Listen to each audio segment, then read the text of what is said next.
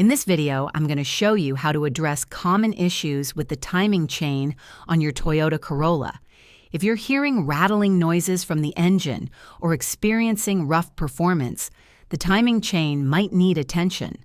First, confirm the problem by listening for a rattling sound from the front of the engine, especially on startup. This often means the timing chain is loose or worn.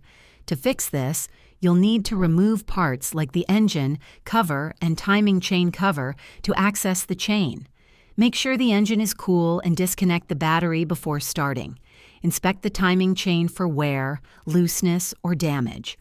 Often, the timing chain tensioner or guides wear out and need replacement along with the chain. Replace any worn components with OEM parts to ensure proper fit and performance. After replacing, double-check the timing marks to ensure the engine is properly timed before reassembling everything. If this video helped you fix your Toyota Corolla timing chain, please like and subscribe for more practical car repair tips. Thanks for watching.